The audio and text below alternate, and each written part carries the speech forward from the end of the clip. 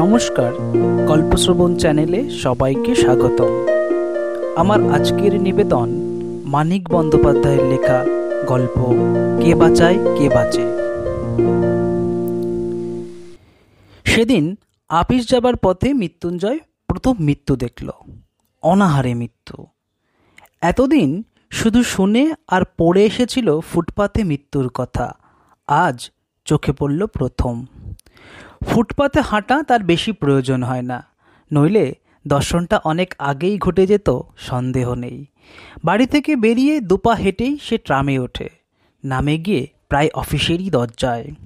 বাড়িটাও তার শহরের এমন এক নিরিবিলি অঞ্চলে যে সে পাড়ায় ফুটপাতও বেশি নেই, লোকে মরতেও যায় না বেশি। চাকর ও ছোট ভাই তার বাজার ও কেনাকাটা করে। কয়েক মিনিটে মৃত্যুঞ্জয়ের সুস্থ শরীরটা অসুস্থ হয়ে গেল। মনে আঘাত পেলে মৃত্যুঞ্জয়ের শরীরে তার প্রতিক্রিয়া হয়। মানসিক বেদনাবোধের সঙ্গে চলতে থাকে শারীরিক কষ্টবোধ। আপিসে পৌঁছে নিজের ছোট কুঠুরিতে ঢুকে সে যখন ধপ করে চেয়ারে বসে পড়ল, তখন সে রীতিমতো কাবু হয়ে পড়েছে। একটু বসেই তাই উঠে গেল কল ঘরে। দরজা বন্ধ করে বাড়ি থেকে পেট ভরে যত কিছু খেয়ে এসেছিল, ভাজা, ডাল, তরকারি, মাছ, দই আর ভাত, প্রায় সব বমি করে উগড়ে দিল। পাশের কুঠুরি থেকে নিখিল যখন খবর নিতে এলো, কলঘর থেকে ফিরে মৃত্যুঞ্জয় কাচের গ্লাসে জল পান করছে। গ্লাসটা খালি করে নামিয়ে রেখে সে শূন্য দৃষ্টিতে দেয়ালের দিকে তাকিয়ে রইল। আফিসে সে আর নিখিল প্রায় সমপদস্থ, মাইনে দুজনের সমান। একটা বাড়তি দায়িত্বের জন্য মৃত্যুঞ্জয় 50 টাকা বেশি পায়। নিখিল রোগা, তীক্ষ্ণ বুদ্ধি এবং একটু আলসে প্রকৃতির লোক। মৃত্যুঞ্জয় 2 বছর আগে বিয়ে করে 8 বছরে সে বটে 2টি সন্তানের পিতা হয়েছে। সংসারে তার নাকি মন নেই। অবসর জীবনটা সে বই পড়ে আর একটা চিন্তা জগৎ গড়ে তুলে কাটিয়ে দিতে চায়। অন্য সকলের মতো মৃত্যুঞ্জয়কে সেও খুব পছন্দ করে, হয়তো মৃদু একটু অবকাশ সঙ্গে ভালোবাসে। মৃত্যুঞ্জয় শুধু নিরীহ, শান্ত, দরদি, ভালো মানুষ বলে নয়, সৎ ও সরল বলেও নয়, মানব সভ্যতার সবচেয়ে প্রাচীন ও সবচেয়ে পচা ঐতিহ্যের আদর্শবাদীর কল্পনা তাপস বলে। মৃত্যুঞ্জয় দুর্বলচিত্ত, ভাবপ্রবণ আদর্শবাদী হলে কোনো কথা ছিল না। দুটো খোঁচা দিয়ে খেপিয়ে তুললেই তার মনের পুঞ্জ পুঞ্জ অন্ধকার বেরিয়ে এসে তাকে অভিজ্ঞ করে দিত। কিন্তু মৃত্যুঞ্জয়ের মানসিক ক্রিয়া প্রতিক্রিয়া শ্লথ, নিস্তেজ নয়। শক্তির একটা উৎস আছে তার মধ্যে। অব্যয়কে শব্দরূপ দেবার চেষ্টায় যে শক্তি বহু ক্ষয় হয়ে গেছে মানুষের জগতে, তারই একটা অংশ। নিখিল পর্যন্ত তাই মাঝে মাঝে কাবু হয়ে যায় মৃত্যুঞ্জয়ের কাছে। মৃদু ঈর্ষার সঙ্গেই সে তখন ভাবে যে নিখিল না হয়ে মৃত্যুঞ্জয় হলে মন্দ ছিল না। মৃত্যুঞ্জয়ের রকম দেখেই নিখিল অনুমান করতে পারল বড় একটা সমস্যার সঙ্গে তার সংঘর্ষ হয়েছে এবং শ্বাসশীতে আটকানো মৌমাছির মতো সে মাথা ঘুরছে সেই স্বচ্ছ সমস্যার অকারণ, অর্থহীন, অনুচিত কাঠিন্যে। কি হলো হে তোমার? নিখিল সন্তর্পণে প্রশ্ন করল।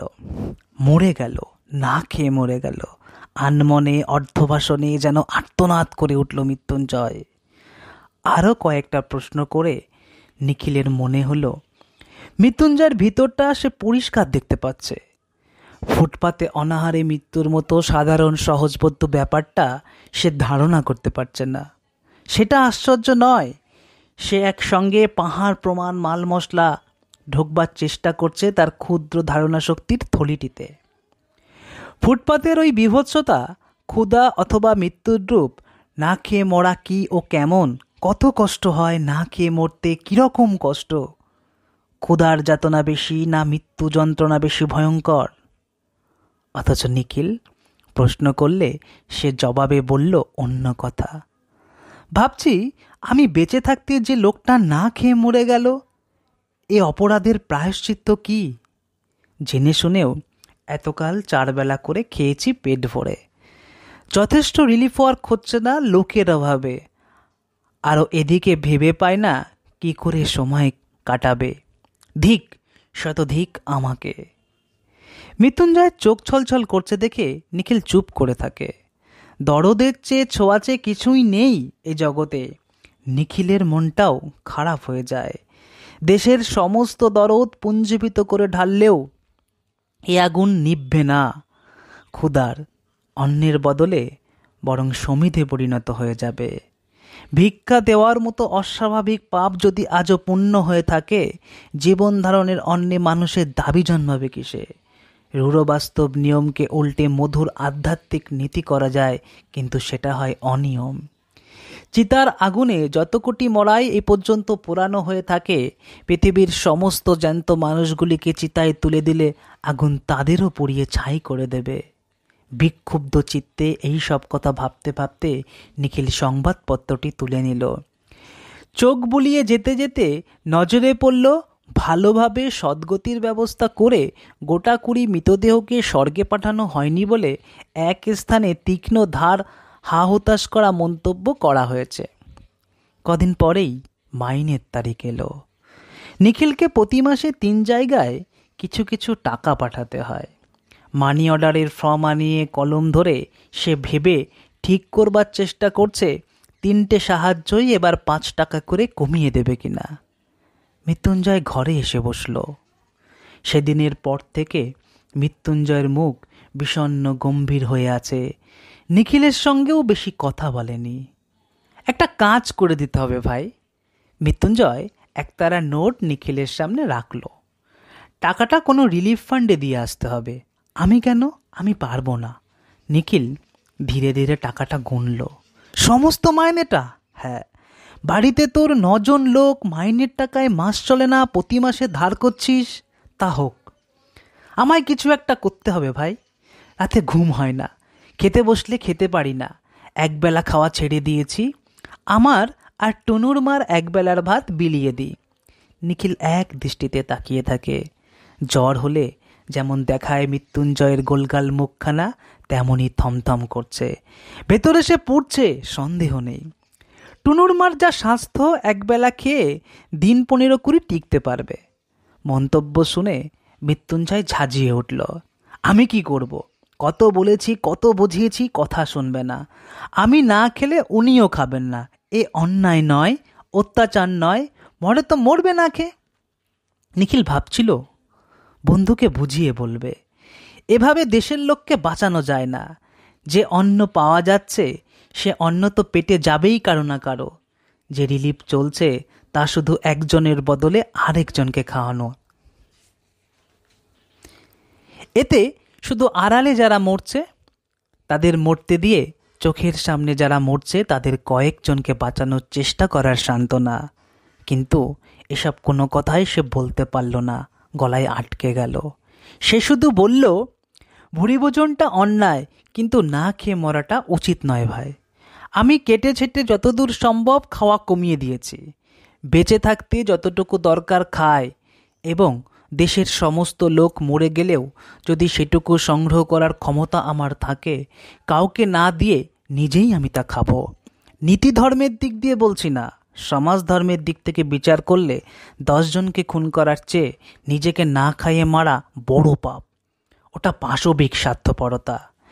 কিন্তু যারা না খেয়ে মরছে তাদের যদি এই স্বার্থপরতা থাকতো, 1 কাপ অখাদ্য গ্রুয়েল দেওয়ার বদলে তাদের যদি স্বার্থপর করে তোলা হতো, অন্ন থাকতে বাংলায় না খেয়ে কেউ মরতো না।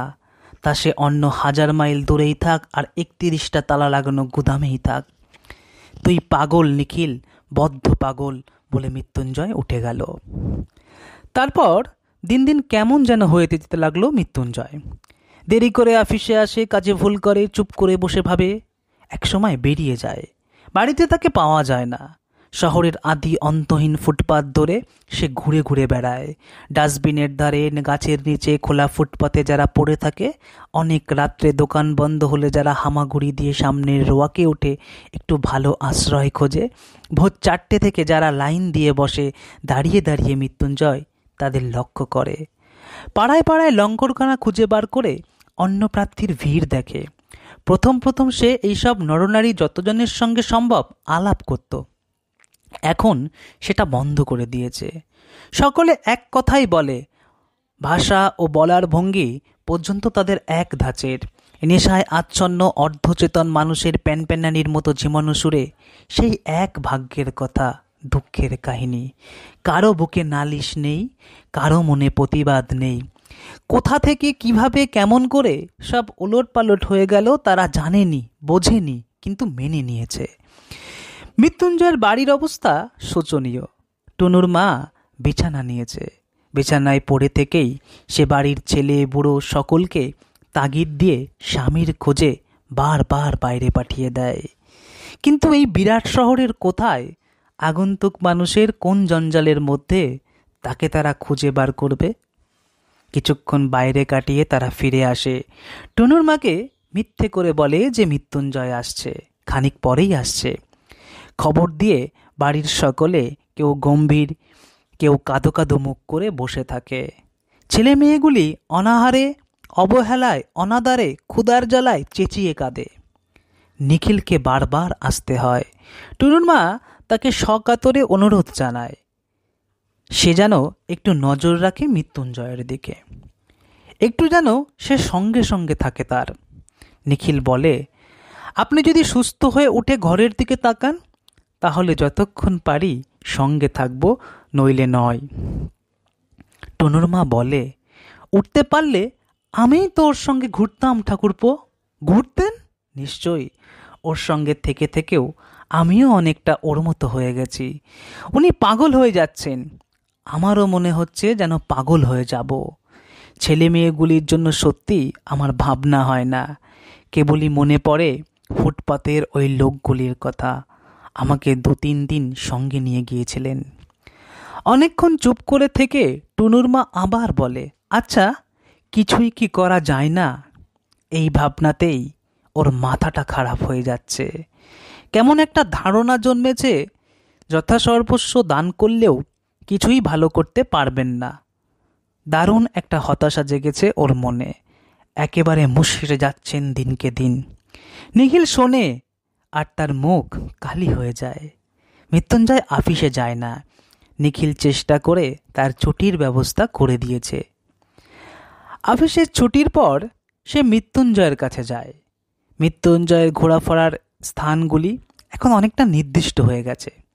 ঘন্টার পর ঘন্টা সেও মৃত্যুঞ্জয়ের সঙ্গে কাটিয়ে দেয়।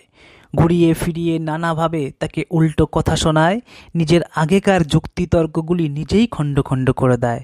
মৃত্যুঞ্জয় শোনে, কিন্তু তার চোখ দেখেই টের পাওয়া যায় যে কথার মানে সে আর বুঝতে পারছে না। তার অভিজ্ঞতার কাছে কথার মারপ্যাচ অর্থহীন হয়ে গেছে। ক্রমে ক্রমে নিখিলকে হাল ছেড়ে দিতে হয়। তারপর মৃত্যুঞ্জয়ের গা থেকে ধুলিমলিন সিল্কের জামা অদৃশ্য হয়ে যায়। পরনে ধুতির বদলে আসে ছেঁড়া ন্যাকড়া। গায়ে তার মাটি জামা হয়ে দৃশ্যমান হয়ে ওঠে। দাড়িতে মুখ ঢেকে যায়। ছোট একটা মগ হাতে আরও 10 জনের সঙ্গে সে পড়ে থাকে ফুটপাতে, আর কাড়াকাড়ি মারামারি করে লঙ্গরখানার খিচুড়ি খায়। বলে, গা থেকে এইছি, খেতে পাই না বাবা, আমায় খেতে দাও। সমাপ্ত। ধন্যবাদ।